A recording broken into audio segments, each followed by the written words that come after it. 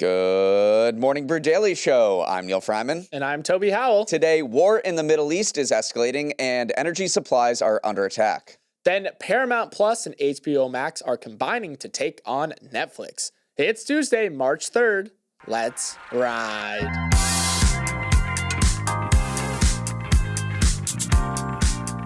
Good morning. Pixar might have rediscovered its fastball. Hoppers, which comes out in theaters this Friday, has debuted with a 97% Rotten Tomatoes score, making it the highest-rated Pixar movie in a decade. And with a plot that, according to Forbes, follows a young student who uses her professor's newly developed technology to transfer her consciousness to a beaver, perhaps it'll spark some of that Pixar magic that's been lost. The most recent Pixar movie, Elio, was a major flop last year, bringing in the lowest ever opening weekend gross for any of the studio's 29 films. Toby, when in doubt, lean on talking beavers. This is a surprising success, to say the least, because this movie is weird and niche, which goes against what Pixar's own CCO, Peter Docter, said would be their new approach after putting out Elio, which flopped so hard. Docter said the studio would focus on projects that had clear mass appeal. Inside Out 2 made $1.7 billion. But then we get a talking beaver movie, so not sure about the mass appeal of that, but it sounds great. I'm intrigued. I think I'm going to go see it. We had talking toys, and why not, ostensibly, the next thing that would lead to talking beavers. Sure, it has a 97% Rotten Tomatoes score, but will people go out and see it? That's the true measure of success. And now a word from our sponsor, bland.ai. Neal, do you remember what I asked you about yesterday? Toby, in the last 24 hours, we talked on the phone, over text, and over Messenger. You're going to have to be more specific. See, this is why I keep asking for an AI co-host. Bland.ai would never forget the super important things I tell them because they created a unified interactive voice response across SMS, calls, and chat. They help you move from clunky menu-based IVR to natural human-like AI voice that can actually resolve issues end-to-end. They're able to drive serious ROI across industries, and their 127% net revenue retention rate means people keep buying more of Bland for their business. To learn more, head to bland.ai/MBD. That's bland.ai/MBD. Stocks are tumbling this morning and oil is spiking as the full-scale war in the Middle East rages for a fourth day. Since the U.S. and Israel attacked Iran on Saturday, the conflict has expanded to consume at least 11 countries in the region, with Iran retaliating against U.S. assets in places like the UAE, Bahrain, Qatar, and Saudi Arabia. Wall Street might finally be taking this war seriously as a threat to global energy production and transit. S&P futures are off 1.8% as of 6 a.m. Eastern, while the Nasdaq has tumbled over 2.3%. If the sell-off holds, it would mark a departure from yesterday when traders bought the dip on the hope that the war would be short-lived and not spill over to the global economy. At least according to U.S. officials, it won't be particularly short-lived. Speaking yesterday, President Trump said that early projections had Operation Epic Fury lasting 4 to 5 weeks, though that timeline could change. Also, facing criticism that this war has no rationale or endgame, Trump tried to clarify his messaging by laying out 4 objectives: destroy Iran's missile capabilities, take out their navy, ensure they can never make a nuclear weapon, and prevent Iran from funding terrorism outside its borders. Those goals will take time to achieve, if they're doable at all, and despite the chill atmosphere on Wall Street yesterday, threats to global energy supplies are increasing. Yesterday, Qatar said it was shutting down the world's largest export facility of liquefied natural gas, taking out 20% of total supply and sending European gas prices nearly 40% higher. And as for the all-important Strait of Hormuz, through which 1 in 5 oil barrels passes through, an Iranian commander said the country would set fire to any ship that tries to transverse it. Toby, Wall Street was eager to buy the dip yesterday. It's unclear whether they're going to be so sanguine today as the war ramps up. Yeah, you're right, because geopolitical flare-ups historically have been seen as short-term buying opportunities, and that's what it looked like we had yesterday. Everybody was the market opened red, but then people piled into equities and turned it back into the green. And then we kind of reconvened this morning and looked at futures and we go, okay, that is not the story anymore. Like, they are now pricing in a much longer conflict, a much more ill-defined end period to this conflict. Especially, I want to talk about the liquefied natural gas industry because, yeah, a 50% jump in prices for Europe is a big deal. That's the biggest jump since 2022.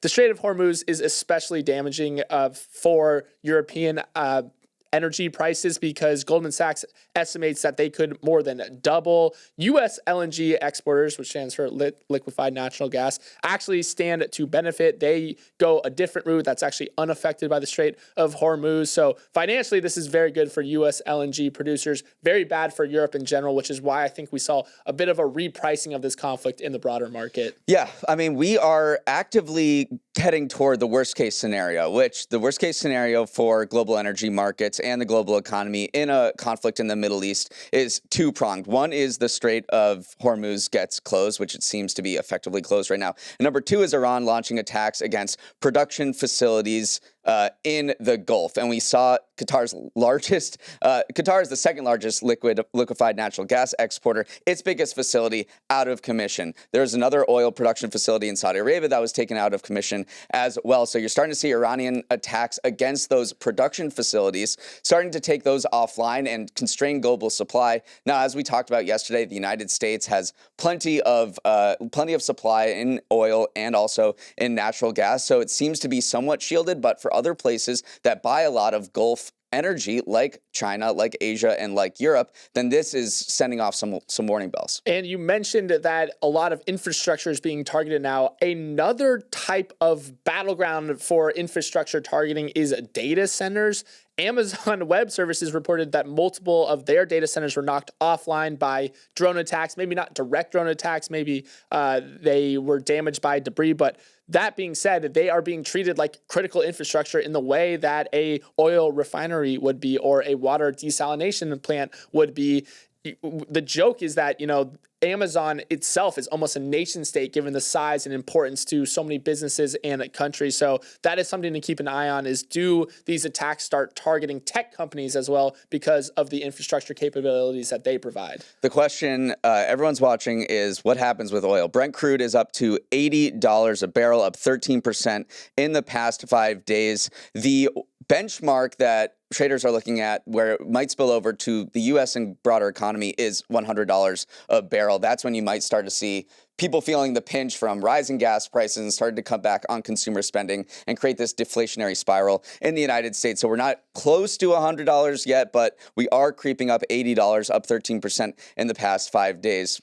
And finally, one thing to keep an eye on when it comes to how this war is going to progress is the asymmetry of cost between air defense and air attacking. And right now, at current burn rates, it heavily is favoring the Iranian regime. It's not heavily favoring the defense systems because just the dollar cost difference is so large. Yeah, they say it's like shooting down an e-bike with a Ferrari. For every $1 Iran spent on drones, these low-cost Shahed drones, the UAE spent roughly $20 to $28 shooting them down. That's according to Kelly Greco, who's a senior fellow at the Stimson Center. Bloomberg reported yesterday that Qatar and the UAE are urging the U.S. to ramp this down because they are rapidly running out of interceptors to shoot down these drones and missiles coming from Iran. Now, UAE and Qatar both denied that report and said, we have plenty of interceptors. This is not a supply issue. We are not running out. But there have been multiple reports that, yes, indeed, these interceptors are dwindling in supply and could run out at current rates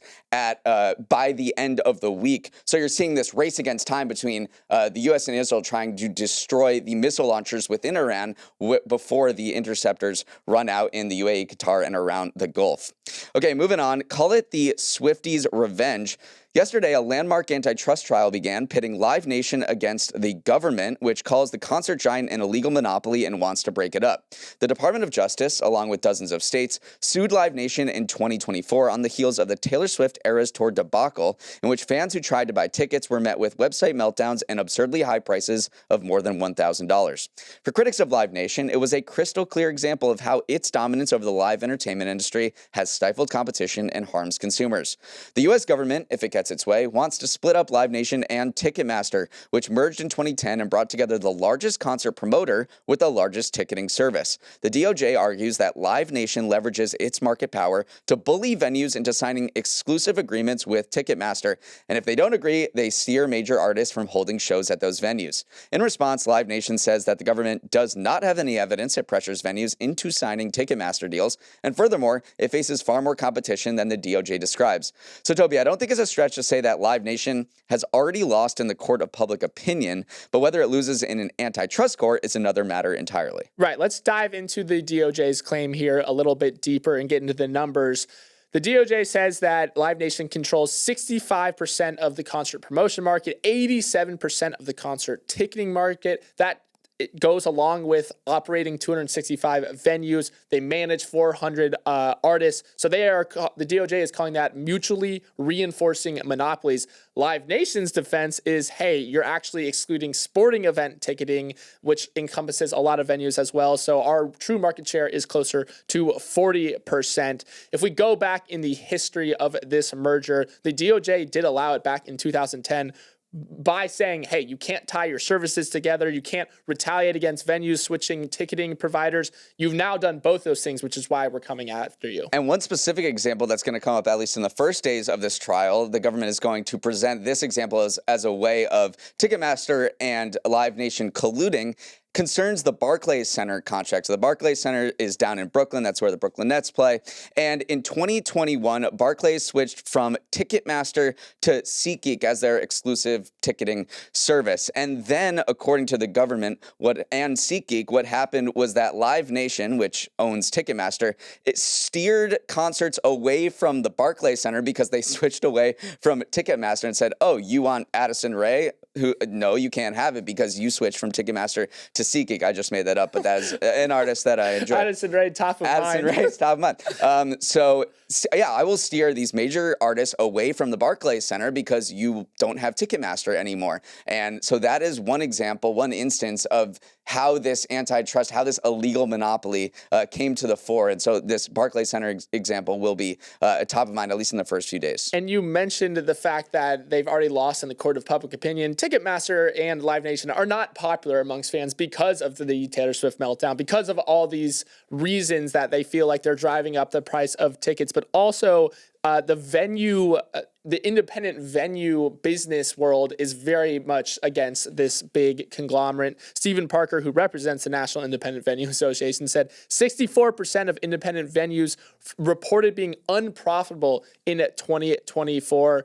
The idea is that they're not competing at all with Ticketmaster. They're actually barely surviving. So when it comes to looking at the competitive landscape, one player is clearly eating a lot of the pie here while the rest are just surviving off crumbs. Will be a very interesting witness list too, because basically everybody in the live event industry is going to testify. NBA executives, Dallas Cowboys executive, arena operators, and one Kid Rock, who's been in the news a lot more than I would expect Kid Rock to be in 2026. He is very anti-Ticketmaster, Live Nation tie-up, and he's going to be testifying alongside all those other executives. Moving on, after Paramount beat out Netflix for Warner Brothers Discovery, it's trying to figure out what to do with its new $110 billion prize. While the deal is expected to close in the third quarter and still needs to be approved by regulators, David Ellison is sketching out his vision for the combined entity. Yesterday, he introduced its new streaming service, Paramount BO Plus Max. No, just kidding. That's not what it's called, but Paramount Plus and HBO Max will merge into a single platform, with Ellison assuring shareholders that the HBO brand will remain intact. The combined platform will have over 200 million subscribers and will power a company that expects revenue of $69 billion. Crucially, Ellison says there are no plans to reduce theatrical output, which has been a key fear from the industry. And in fact, he publicly committed to releasing 15 films per studio per year, though there's no word on how many of them will be Minecraft movie sequels. Ellison was also already trying to straddle the line between assuring investors that Paramount made the correct move without appearing overconfident and raising the hackles of regulators. For instance, he is selling the Paramount BO Plus Max service as a pro-competition because it challenges Netflix in the streaming world. Neal, Paramount is trying to say all the right things, but there's still a ways to go before this thing gets the sign-off from regulators. What an odyssey this has been for HBO in the streaming world. It dates back to 2010 when Time Warner, its parent company, launched HBO Go. 4 years later, HBO Now came along. AT&T then bought Time Warner in 2018, launched HBO Max in 2020. 3 years later, Warner Media merged with Discovery after being divested from AT&T, and the new CEO, David Zaslav, said, okay, I don't like HBO Max anymore. Let's just make it Max.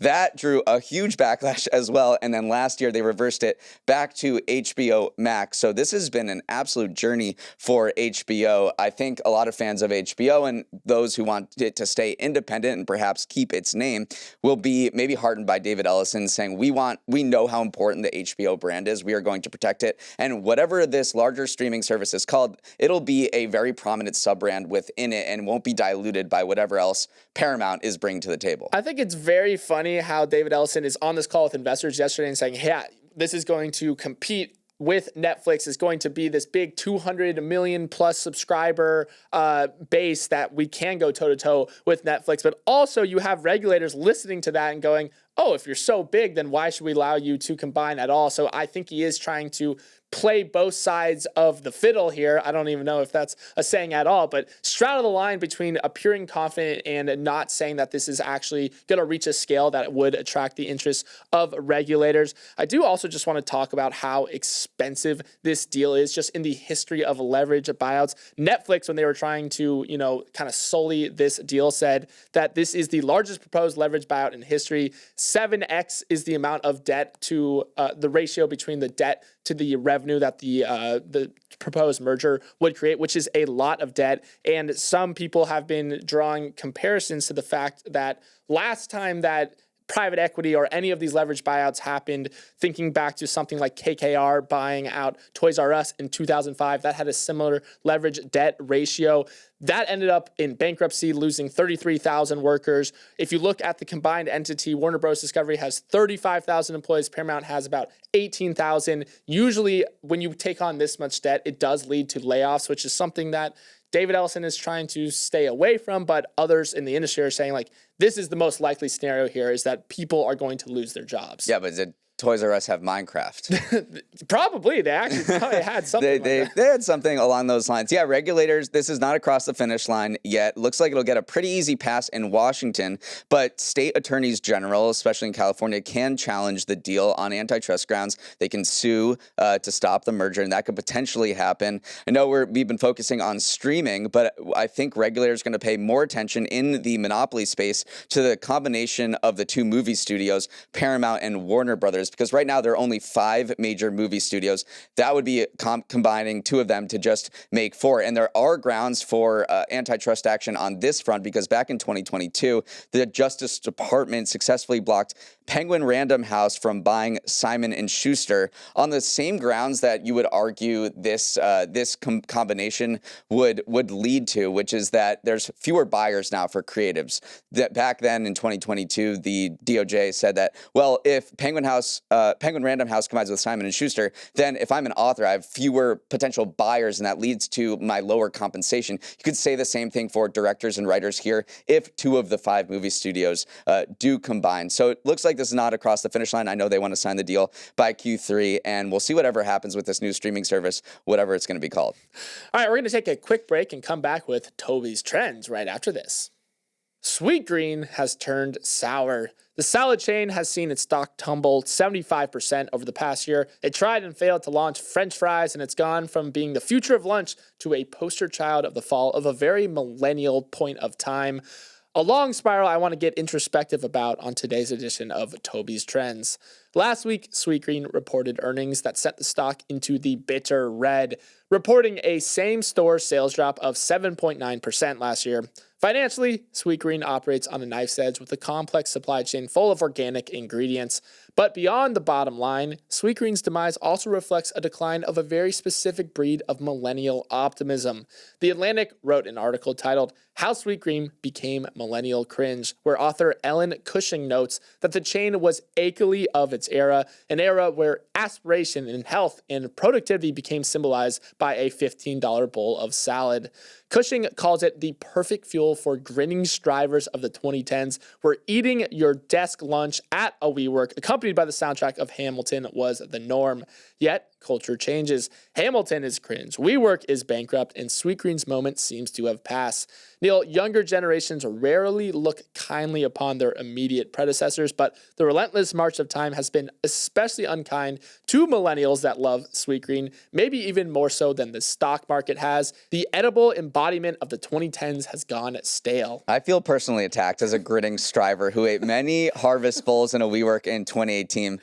But it does seem like that era is ancient history. The bigger question is, did Sweetgreen change or did we change? The answer is probably both. Yes, millennial cringe is on its way out, but at the same time, Sweetgreen has, by all accounts, dipped in quality. And its CEO even predicted this back in a podcast in 2023. Jonathan Neiman said most food companies, as they get bigger, they typically get worse. Scale kills the product. And at the same time, people are complaining that Sweetgreen has dipped in quality. Its prices have surged. Back in 2014, a kale Caesar with chicken was, this is crazy, I can't even believe this, $8.85. This week in certain locations, it is nearly $15, $14.75. That's $2 higher than broader inflation. So at the same time, Sweetgreen has a dip in quality. It's had a huge price spike. People don't feel like they're getting value. And at the same time, maybe there's something to this whole grinning striver, millennial cringe being on the way out, and people just aren't necessarily drawn to this product anymore. Yeah, they are throwing everything at the wall, too, to try to recapture some of that magic.